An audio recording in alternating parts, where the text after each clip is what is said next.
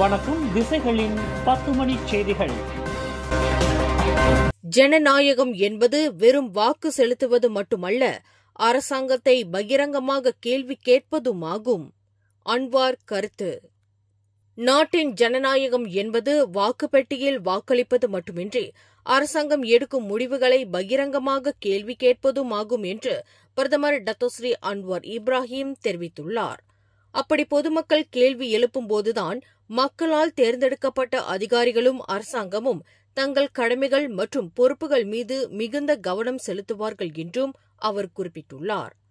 அரசாங்கத்தின் ஜனநாயக பொறுப்புணர்வை வளர்ப்பதற்காக மலேசியா ஒரு சீர்திருத்த செயல்முறையை மேற்கொண்டதாகவும், அதில் நாடாளுமன்ற சேவைகள் சட்டமான PSA மற்றும் பிரதமரின் கேள்வி நேரமான PMQTயும் அறிமுகப்படுத்தப்பட்டதாகவும் இன்று வியாழக்கிழமை கோலாலம்பூர் உலக வர்த்தக மையத்தில் நடந்த நிகழ்ச்சியில் அன்வார் கூறியுள்ளார். அதேவேளையில் PSAவுக்கு நாடாளுமன்ற உறுப்பினர்களிடமிருந்து இருதரப்பு ஆதரவு கிடைத்தது என்று கூறிய அன்வார், அரசாங்கத்திடமிருந்து நாடாளுமன்றத்தை முற்றிலும் சுதந்திரமாக இயங்க PSA வழிவகுத்ததாகவும் குறிப்பிட்டுள்ளார். கடந்த 2023ஆம் ஆண்டு பிப்ரவரி மாதம் 15வது நாடாளுமன்ற கூட்டத்தில் PMQT அறிமுகப்படுத்தப்பட்டது முதல் ஒவ்வொரு செவ்வாய் அல்லது வியாழக்கிழமைகளில் நாடாளுமன்றத்தில் கேட்கப்படும் 3 கேள்விகளுக்கு பிரதமர் பதிலளித்து வருகிறார் என்பது குறிப்பிடத்தக்கது. கடந்த ஆகஸ்ட் மாதம் குவாந்தான் விமானப்படை தளத்தில் போர் விமானம் ஒன்று என்ஜின் செயலிழந்து விபத்துக்குள்ளானதற்கு காரணம் அதில் பறவை மோதியது என்பது உறுதியாகியுள்ளது. இத்தகவலை தேசிய விமானப்படை தலைவர் நூர் அஸ்லான் அரீஸ் இன்று வியாழக்கிழமை நடந்த செய்தியாளர் சந்திப்பில் உறுதிப்படுத்தியுள்ளார். கடந்த ஆகஸ்ட் 22ஆம் தேதி முதல் இவ்விபத்து குறித்த விசாரணை நடத்தப்பட்டு வந்த நிலையில் பர்பிள் ஹெரான் என்ற பறவை மோதியதால்தான் விமானத்தின் இடது இன்ஜின் செயலிழந்து விபத்து ஏற்பட்டுள்ளதாக விசாரணை அறிக்கையில் தெரிவிக்கப்பட்டுள்ளது. இவ்விசாரணையை தற்காப்பு அறிவியல் மற்றும் தொழில்நுட்ப ஆராய்ச்சி நிறுவனம், வேதியியல் துறை, காவல்துறை, வனவிலங்கு மற்றும் தேசிய பூங்காக்கள் துறை ஆகியோருடன் அமெரிக்க கடற்படையும் இணைந்து நடத்தியதாகவும் நூர் அஸ்லான் அரீஸ் தெரிவித்துள்ளார். கடந்த ஆகஸ்ட் 21ஆம் தேதி இரவு சுமார் 9:05 மணியளவில் பஹாங் குவாந்தானில் உள்ள சுல்தான் ஹஜி அஹமத் ஷா விமான நிலையத்தின் ஓடு பாதையில் இவ்விமான விபத்து நிகழ்ந்தது என்பது குறிப்பிடத்தக்கது. கம்போங் பாருவின் வரலாறும் பாரம்பரியமும் காக்கப்பட வேண்டும் என்று ஸ்லாங்கூர் சுல்தான் ஷரஃபுடீன் இட்ரிஷா கூறியிருக்கும் கருத்தை தான் வரவேற்பதாக பிரதமர் டத்தோஸ்ரீ அன்வார் இப்ராஹிம் தெரிவித்துள்ளார். சுல்தானின் கருத்தும் பாரம்பரியத்தை நிலைநிறுத்துவதும் நியாயமான மற்றும் சமநிலையான வளர்ச்சியை உருவாக்குவதற்குமான மடானி அரசாங்கத்தின் கருத்துடன் ஒத்துப்போவதாகவும் அன்வார் குறிப்பிட்டுள்ளார்.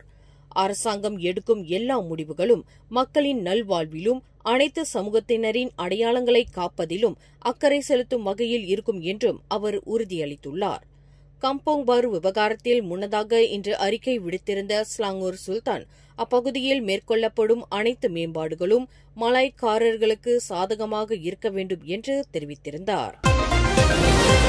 மலேசிய தொழில்நுட்ப பல்கலைக்கழக பலாபேஸ் பயிற்சி மாணவர் சம்சுல் அரிஸ் சம்சுடின் மரணம் குறித்து விசாரணை தேவையா என்பதை முழு போலீஸ் விசாரணை அறிக்கையை பெற்ற பின்னர் தலைமை வழக்கறிஞர் மன்றம் முடிவு செய்யும் என்று தான்ஸ்ரீ முகமது டுசிகி மொக்தார் தெரிவித்துள்ளார். போலீசாரிடமிருந்து இன்னும் முழுமையான அறிக்கையை பெறவில்லை என்றும் அவர்கள் இன்னும் மருத்துவமனையிலிருந்து 2வது பிரேத பரிசோதனை அறிக்கைக்காக காத்திருக்கிறார்கள் என்றும் அவர் கூறியுள்ளார். அதேவேளையில் பிரேத பரிசோதனை உட்பட முழு அறிக்கைகளை விரைவுபடுத்த வேண்டும் என்று காவல்துறை கோரியுள்ளது என்றும் அவர் குறிப்பிட்டுள்ளார். ஜொஹூரில் அவசரகால நடவடிக்கைகளை வலுப்படுத்தவும் மாநிலம் முழுவதும் சுகாதாரத்தின் தரத்தை மேம்படுத்தவும் ஜொஹூர் மாநிலத்திற்கு 20 ஆம்புலன்ஸ்களை சுகாதார அமைச்சு வழங்கியுள்ளது. இவ்வாண்டு தொடக்கத்தில் அறிவிக்கப்பட்டிருந்த 46 ஆம்புலன்ஸ்களில் முதற்கட்டமாக தற்போது B வகை ஆம்புலன்ஸ்கள் 20 வழங்கப்பட்டுள்ளதாக ஜொஹூர் சுகாதார மற்றும் சுற்றுச்சூழல் குழு தலைவர் லிங் தியான்சுன் தெரிவித்துள்ளார். 46 ஆம்புலன்ஸ்களில் A வகை ஆம்புலன்ஸ்கள் 9, B வகை ஆம்புலன்ஸ்கள் 37 வழங்கப்பட்டுள்ளதாக லிங் தியான்சுன் இன்று வியாழக்கிழமை வெளியிட்ட அறிக்கையில் தெரிவித்துள்ளார்.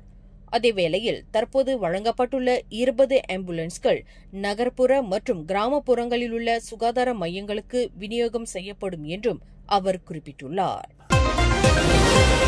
குவாந்தானில் 42 வயதான ஆசிரியர் ஒருவரிடம் காப்பீடு முகவர், காவல்துறை அதிகாரி மற்றும் அரசு தரப்பு வழக்கறிஞர் போல் நாடகமாடிய பண மோசடி கும்பல் அவரிடமிருந்து 3 லட்சம் ரிங்கெட்டிற்கும் மேல் திருடியுள்ளது.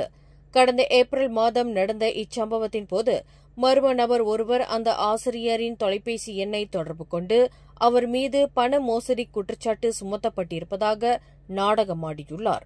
மேலும் அவரை இவ்வழக்கில் இருந்து விடுவிக்க பிணைத் தொகையும் கோரியுள்ளார். இந்நிலையில் அதனை நம்பிய அந்த ஆசிரியர் கடந்த ஜூலை முதல் செப்டம்பர் வரையில் கிட்டத்தட்ட 13 முறை பல்வேறு வங்கிக் கணக்குகளுக்கு 1,17,000 ரிங்கெட்டுகளை பரிமாற்றம் செய்துள்ளார்.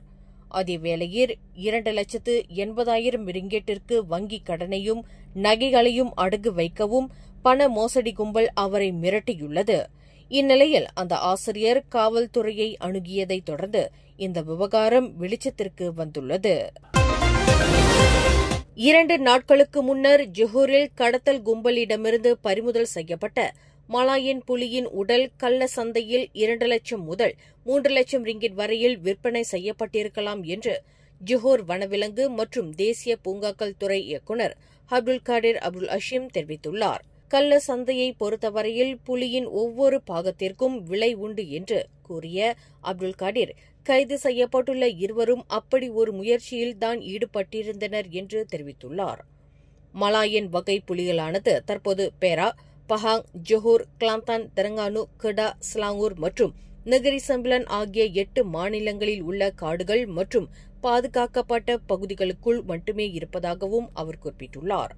கடந்த செவ்வாய்க்கிழமை மிர்சிங் ஃபெல்டா தெங்காரோவில் கார் ஒன்றில் இருந்து இறந்த நிலையில் மலாயன் புலியை கைப்பற்றிய அதிகாரிகள் அதனை கடத்திய 2 ஆடவர்களையும் கைது செய்தனர். ஜொஹூர் பாருவில் உள்ள 3 உடம்புப்பிடி மையங்களில் குடிநுழைவுத்துறை அதிகாரிகள் நேற்று நடத்திய அதிரடி சோதனையில் 54 வெளிநாட்டவர்கள் கைது செய்யப்பட்டுள்ளனர். நேற்று புதன்கிழமை மாலை 6 மணியளவில் 3 மையங்களில் நடத்தப்பட்ட சோதனையில் கைது செய்யப்பட்ட 54 பேரில் 43 பேர் பெண்கள் என்றும் அவர்களில் தாய்லாந்து, இந்தோனேசியா, மியான்மர், சீனா, வியட்நாம் ஆகிய நாடுகளைச் சேர்ந்தவர்கள் என்றும் மாநில குடிநுழைவுத்துறை தலைமை இயக்குநர் டத்தோ ஜக்கரியா ஷபான் தெரிவித்துள்ளார்.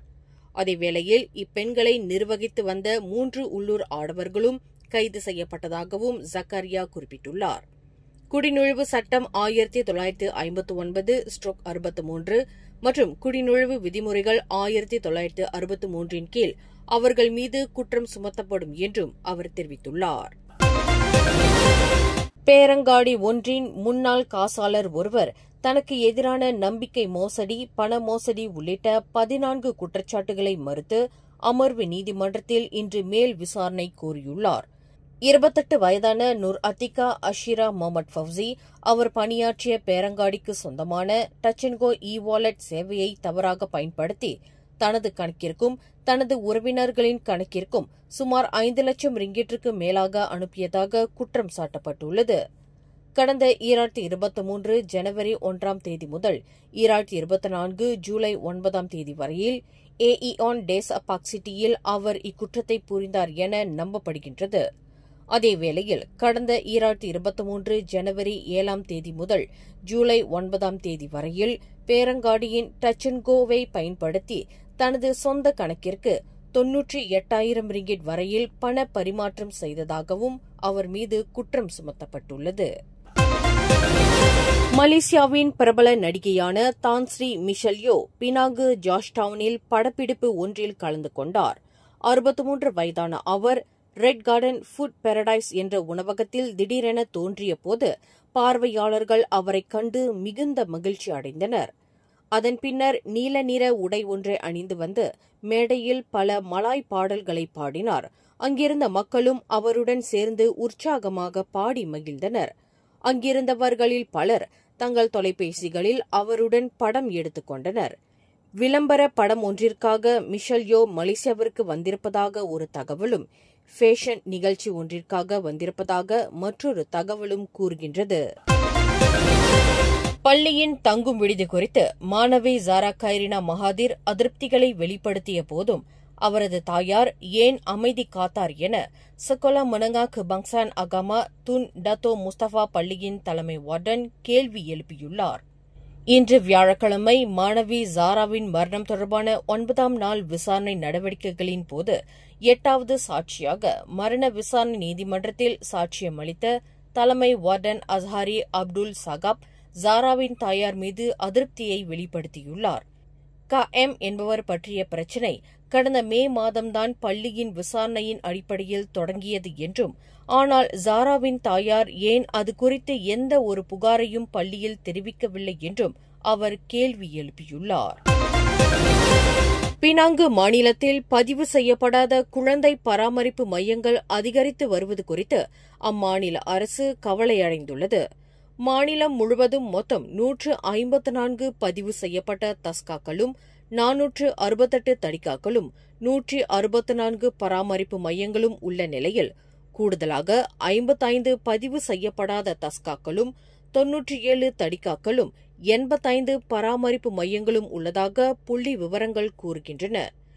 இந்நிலையில் மாநில சமூக மேம்பாடு, நலன் மற்றும் முஸ்லிம் அல்லாதோர் விவகார குழுவின் தலைவர் லிம் சுய் கிம் கூறுகையில், இவ்விவகாரத்தில் மாநில அரசு உடனடியாக நடவடிக்கை எடுத்து பதிவு செய்யப்படாத பராமரிப்பு மையங்கள் உட்பட அனைவருடனும் கூட்டங்களை நடத்தி குழந்தை பராமரிப்பிலுள்ள சவால்கள் குறித்து கலந்துரையாடப்படும் என்று தெரிவித்துள்ளார்.